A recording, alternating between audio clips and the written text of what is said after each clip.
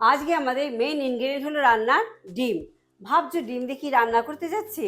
ডিমের ঝোল, ডিমের পোলাও, কষা কষা ডিম। এই ঠান্ডাতে কিন্তু কষা ডিম খেতে মন্দ না, খুবই ভালো লাগে। তবে না, আজ একটি ডিম দিয়ে মিষ্টি রেসিপি তোমাদের সাথে শেয়ার করতে যাচ্ছি। ভিডিওটি আজ এখান থেকে শুরু করি, একদম ইউনিক রেসিপি, তাই বলো শেষ অবধি দেখো। কি বানাবো তার জন্য চ্যানেলটি সাবস্ক্রাইব করতে, বেল আইকন প্রেস করতে একদম দেরি করো না, ঝটপট করে দাও।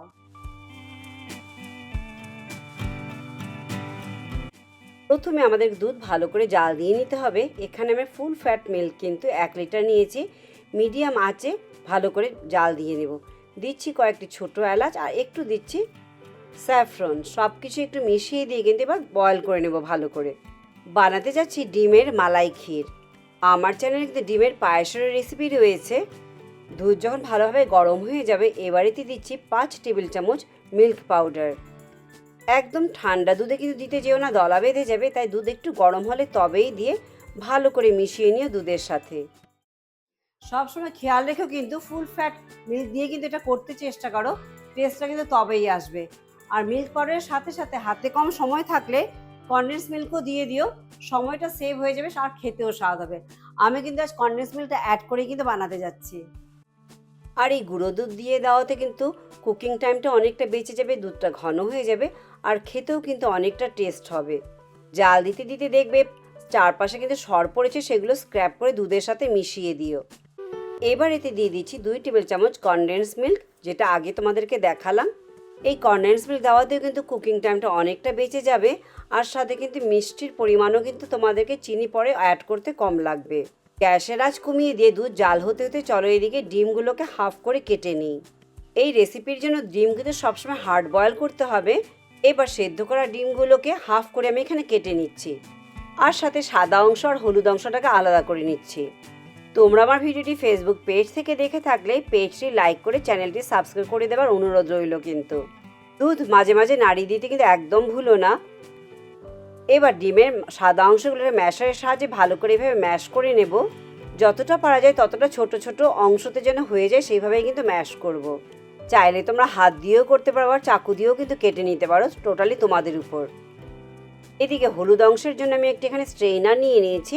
এবার একটু চামচের সাহায্যে একটু ভেঙে দেবো। ভেঙে দিলে দেখবে নিচ থেকে দানা দানাভাবে কিন্তু কুসুমের অংশটা কিন্তু দানা দানা হয়ে পড়ছে। এইভাবে সাদা অংশ হলুদ অংশটাকে করে নেওয়াতে কিন্তু দেখবে যখন নাকি দুধের সাথে আমরা অ্যাড করব টেক্সচারটা খুব সুন্দর আসবে আমাদের মালাই ক্ষীরের।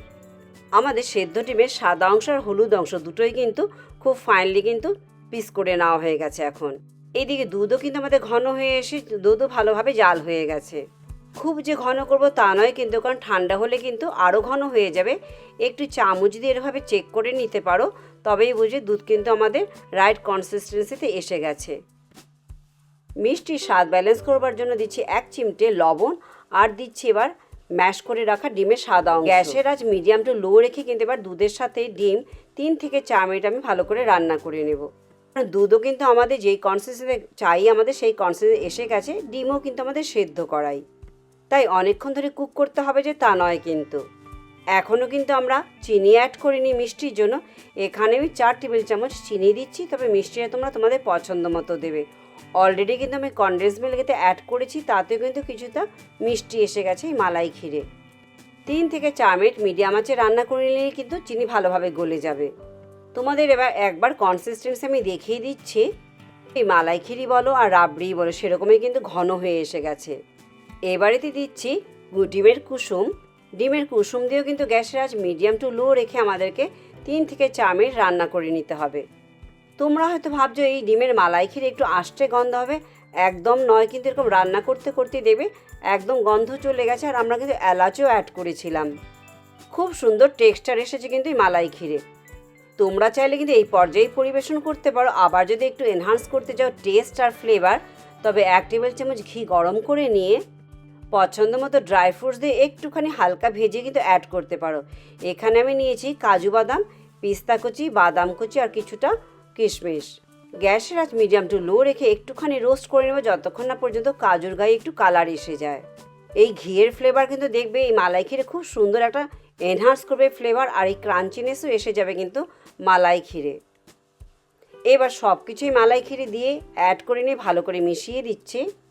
সব কিছু মিশিয়ে দিয়ে কিন্তু ফ্রিজে ঠান্ডা করে কিন্তু পরিবেশন করো, নয়তো কিন্তু খেতে ভালো লাগবে না। দেখতেই পারছো কতটা ঘন হয়েছে, ঠান্ডা হলে কিন্তু আরও ঘন হয়ে যাবে। আমাদের ডিমের মালাই ক্ষীর কিন্তু তৈরি হয়ে গেছে। আগে খেয়েছো কি কখনো এই ডিশটি? অনেকটা ঠান্ডা হয়ে এসেছে, পুরোপুরি ঠান্ডা হয়নি কিন্তু এখনও। তবে এই কনসিস্টেন্সি কিন্তু একদম পারফেক্ট, আর টেক্সচারও তোমরা দেখতে পারছো কি সুন্দর টেক্সচার এসেছে। এবার যেই পাত্রে সার্ভ করতে চাও সেই পাত্রে এরকমভাবে পরিবেশন করো।